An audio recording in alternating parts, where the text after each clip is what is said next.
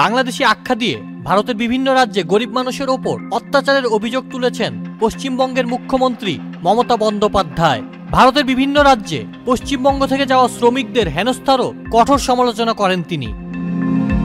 28 August কলকাতার মোয়া রোডে তৃণমূল ছাত্র পরিষদের প্রতিষ্ঠা বার্ষিকী উপলক্ষে এক ছাত্র সমাবেশে তিনি এ মন্তব্য করেন।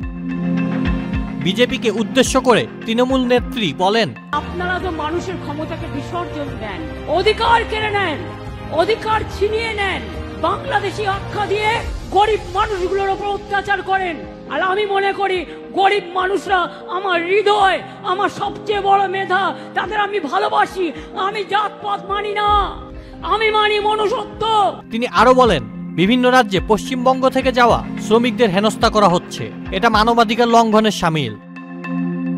ভারতের প্রধানমন্ত্রী নরেন্দ্র মোদীকে উদ্দেশ্য করে মমতা বলেন, মোদীজি সারাক্ষণ দুর্নীতি নিয়ে চিৎকার করেন, অথচ বিজেপি শাসিত রাজ্যগুলোয় দুর্নীতি, সন্ত্রাস আর গুজরাট মডেলই বাস্তবতা। অমিত শাহকেও ছাড় দেননি মমতা। তিনি বলেন, এসব হবে না, ভান্ডারা কিন্তু আমাদের কাছেও আছে। যেমন লক্ষ্মীর ভান্ডার আছে, তেমনি আপনাদের দুর্নীতির ভান্ডারাও আছে, খুলে দেব। পরিবারতন্ত্র করেন না অমিত বাবু। আপনার ছেলে ইন্টারন্যাশনাল ক্রিকেট বোর্ডের প্রেসিডেন্ট, রাজনীতি করলে তো তার কিছুই নেই। এ তো হাজার হাজার লক্ষ লক্ষ কোটি টাকার মামলা। কই, এটা পরিবারতন্ত্র নয়। সব নিজের পরিবারকে চারিদিকে কাজে লাগিয়ে আপনি এখন ললিপপ চালাচ্ছেন আমাদের ওপরে।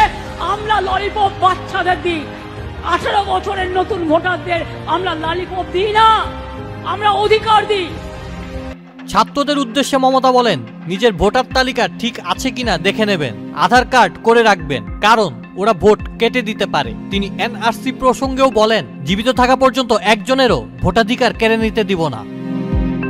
মমতা বন্দ্যোপাধ্যায় এমন এক সময় এই বক্তব্য দিলেন যখন ভারতের রাজনৈতিক মঞ্চে ভোটার তালিকা নিয়ে জালিয়াতির অভিযোগে তীব্র বিতর্ক চলছে। সম্প্রতি কংগ্রেস নেতা রাহুল গান্ধী অভিযোগ করেন, সংগঠিতভাবে ভোট চুরি করা হয়েছে, যা গণতন্ত্রের মেরুদণ্ডে আঘাত। এখন শুধু কংগ্রেস নয়, এই ইস্যুতে একে একে সরব হচ্ছেন অল ইন্ডিয়া জোটের অন্যান্য শরিকরা।